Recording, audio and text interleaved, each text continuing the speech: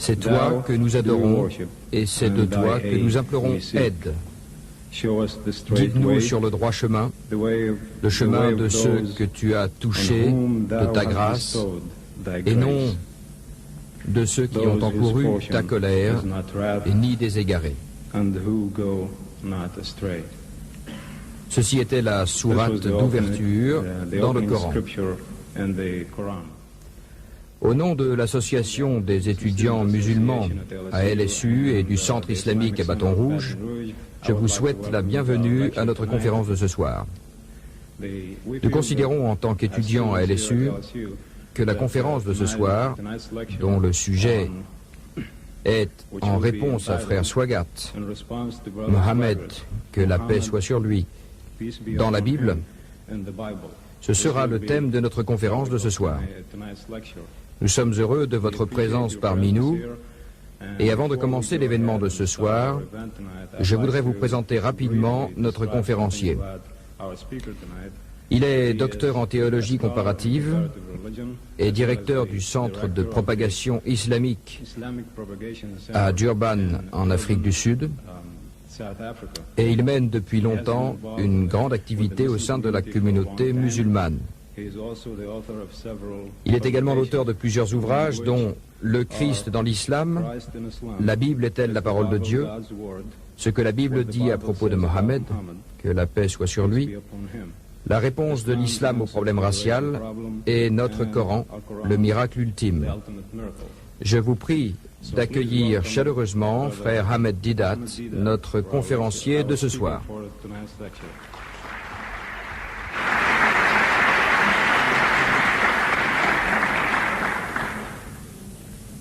أعوذ بالله من الشيطان الرجيم بسم الله الرحمن الرحيم قل أرأيتم إن كان من عند الله وكفرتم به وشهد شاهد من بني إسرائيل على مثله فآمن واستكبرتم إن الله لا يهدي القوم الظالمين صدق الله العظيم. Monsieur le Président, chers frères et sœurs, le sujet de ce soir est, en réponse à frère Swagat,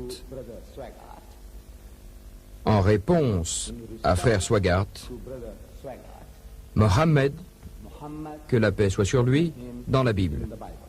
En réponse à frère Swagat, à qui on avait posé la question la nuit dernière, quelqu'un lui avait demandé si Mohammed, que la paix soit sur lui, était mentionné dans la Bible.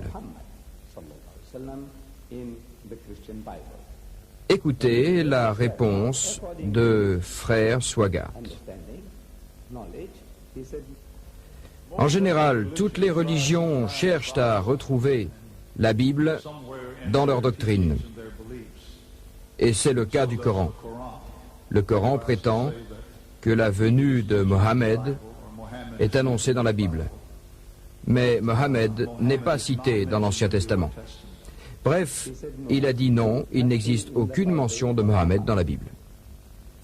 Le problème avec la nuit dernière, c'est que les questions étaient posées séparément à chacun de nous. Une à Didat, une à Swagat. Une à Didat, une à Swagat. Il n'y avait donc pas de débat entre Swagat et Didat pendant le temps consacré aux questions. Voyez-vous, je ne pouvais pas dire « Excusez-moi, mais il y a quelque chose là », puis engager un débat sur la question. Ce n'était pas l'occasion de le faire. Quoi qu'il en soit, je vais maintenant répondre à cette question à l'affirmation de frère Swagat, selon laquelle Mohammed n'est nullement cité dans la Bible. L'assistance était plus nombreuse la nuit dernière, mais du moment où mon discours est enregistré, je suis certain que ma réponse sera apportée à la connaissance de frère Swagat. J'ai rencontré un fidèle de son église et j'espère qu'il lui transmettra mon message. J'aime et j'admire frère Swagat et son épouse Frances. J'ai rencontré ce couple avant notre réunion, notre débat, et j'ai bien apprécié leur compagnie. Et il me semble qu'ils ont apprécié la mienne également. Un couple merveilleux, vous savez, un couple charmant. Ce matin, je disais à quelqu'un que si le charme pouvait convertir, le charme, croyez-moi, je serais devenu chrétien. Je me serais converti. Et voyez-vous, le charme est là, mais la théologie n'est pas juste. Le concept de Dieu n'est pas juste, mais c'est un couple charmant. Je rends hommage à Frère Swaggart et à son épouse. Revenons maintenant à notre sujet. J'ai déjà traité cette question à plusieurs reprises, et lorsque j'ai commencé à m'y intéresser, à chercher ce que dit la Bible à propos de Mohammed, que la paix soit sur lui, je ne savais pas, au début, que le prophète Mohammed, que la paix soit sur lui, était nommément cité dans la Bible. Nommément cité. Ça m'a échappé pendant très longtemps. Les gens instruits ont dit « Où voyez-vous ça, frère Swaggart ?» affirme qu'il a lu la Bible maintes et maintes fois. Certains versets qu'il cite dans ses ouvrages, il les a lus maintes et maintes fois. J'ai lu la Bible d'innombrables fois, d'autres ont fait autant qui me sont supérieurs en érudisme et qui connaissent l'hébreu et le grec.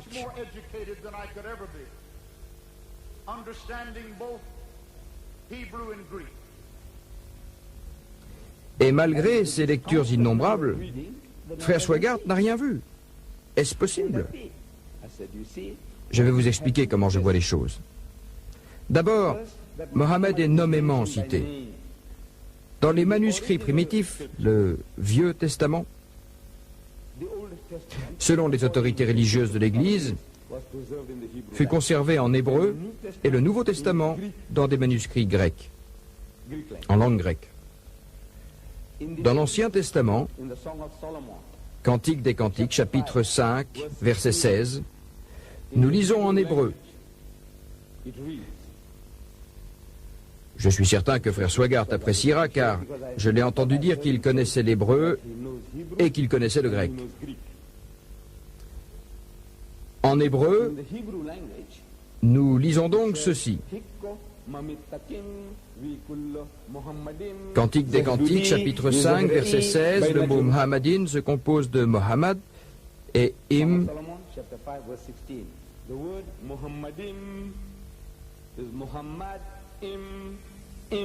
Im. Im est le pluriel de respect en hébreu. Le premier verset de la Bible dit, livre de la Genèse, chapitre 1, verset 1, « Au commencement, Dieu créa les cieux et la terre. » Le mot Dieu en hébreu, c'est Elohim. En hébreu, El désigne Dieu, Allah désigne Dieu, Elohim est une forme de pluriel qui marque le respect et la révérence. Pluriel de respect. Dans toutes les langues orientales, y compris l'arabe et l'hébreu, il existe deux sortes de pluriels. Dans ma langue maternelle, nous avons le pluriel de respect et le pluriel des nombres. En ourdou, pluriel de respect et plusieurs des nombres. Dans le Coran également, nous trouvons exactement la même chose. Comme dans ce verset, Dieu dit, c'est-à-dire, c'est nous-mêmes qui avons fait descendre la révélation et c'est nous-mêmes qui la préservons. Qui est-ce nous? Demandez à n'importe quel musulman. Qui est-ce nous? Est-ce Dieu, Gabriel et Mohammed, comme le Père, le Fils et le Saint-Esprit? Non, non. C'est quoi ce nous? Que désigne-t-il? Quand on nous dit dans le Coran, dit c'est lui, Dieu, seul et unique. Ici, il parle de nous. Aucun chrétien arabe n'a posé la question aux musulmans. Aucun chrétien arabe n'a demandé aux musulmans qui est ce nous. Car il sait que dans sa langue, il existe deux sortes de pluriels. Le pluriel de nombre et le pluriel de respect. Ce nous, c'est comme dans les décrets royaux. Vous avez le pluriel de respect. Nous avons décrété, dit la reine. Nous, qui désigne-t-il ce nous? Non pas elle, son époux et son fils, non, non, non. Il ne s'agit que d'elle seule. Le pluriel de majesté. Ainsi, Elohim est un pluriel de respect. Im, El, c'est Dieu. Allah, c'est Dieu. Elohim, c'est plus qu'un pluriel de respect. Mais nos frères chrétiens Vous savez, lorsqu'ils veulent expliquer la Trinité, que Dieu Tout-Puissant se manifeste dans trois personnes, trois personnalités, une Trinité, ils disent que ce S désigne le Père, le Fils et le Saint-Esprit parce que c'est au pluriel. Admettons que c'est au pluriel. Mais s'il désigne les dieux, c'est la traduction exacte. Mais il n'existe aucune Bible, aucune des différentes versions de la Bible, pas une seule Bible au monde où il est dit, au commencement, les dieux ont créé les cieux et la terre. Je vous demande pourquoi êtes-vous si malhonnête? Si c'est au pluriel, pourquoi n'employez-vous pas la marque du pluriel? Pourquoi ne dites-vous pas au commencement, les dieux ont créé les cieux et la terre? Pourquoi dites-vous Dieu? Voyez-vous, si c'est au pluriel, dites-le franchement, dites qu'il y a des dieux. Le Père, le Fils et le Saint-Esprit, et qu'ensemble, ils ont créé les cieux et la terre. Non, demandez à n'importe quel juif, c'est son livre saint, demandez-lui ce que signifie ce hymne, il vous dira, écoutez, c'est, dans ma langue, c'est le pluriel de respect, Dieu est unique, mais par respect, nous parlons de cette manière. Hymne, Muhammad, hymne, pluriel de respect. Le mot est là, en hébreu. Dans l'original de ce qu'ils appellent original, il est là. Mais ils l'ont traduit en anglais, le tout beau. Mon bien-aimé est tout beau, dit Salomon. Quand vous lisez le tout beau, il ne vous vient pas à l'esprit de l'associer avec le mot Mohammed. Vous le lisez des milliers de fois, le tout beau, le tout beau. Ou disons-le dans une autre langue, le loué, le loué. Mohammed veut dire le loué. Quand vous dites le loué, vous ne pensez jamais qu'on parle de Mohammed. Quoique Mohammed veuille dire le loué. Vous n'avez pas le droit de traduire les noms propres, quels qu'ils soient.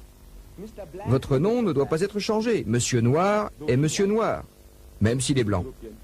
Qu'il soit européen ou caucasien, vous n'avez pas le droit de dire Monsieur Aswad. Vous ne pouvez pas l'appeler Monsieur Aswad. Il est Monsieur Noir. En ourdou, je dis Monsieur Noir. Je ne peux pas dire Monsieur Kala. Je n'ai pas le droit de traduire les noms propres. Vous savez, à une certaine époque, le président de l'Afrique du Sud était Mynheer Swart. En afrikaans, Mynheer veut dire monsieur, et Swart, noir. Mynheer Swart signifie donc monsieur noir. Mais je dois conserver le mot Swart pour que vous sachiez qu'il est Afrikaner. Si je traduis par monsieur noir, vous pourrez penser qu'il est français. Si je le traduis par Kala, vous croirez que c'est un Pakistanais. Voyez-vous, si je le traduis en zoulou, Memza Miyama, ce qui veut dire noir, vous allez penser qu'il est zoulou. Le président d'Afrique du Sud. Vous n'avez pas le droit de traduire les noms propres. Mais ils l'ont fait. Mohammadin, ils l'ont traduit par le tout beau. Mais le mot Mohammed est là, en hébreu, dans les textes originaux. Ainsi, merci. Merci. Merci.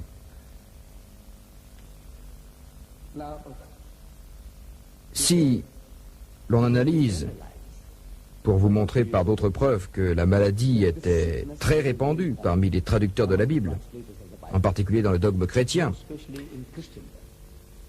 voyez-vous, ils ont traduit des noms tels que Messiah,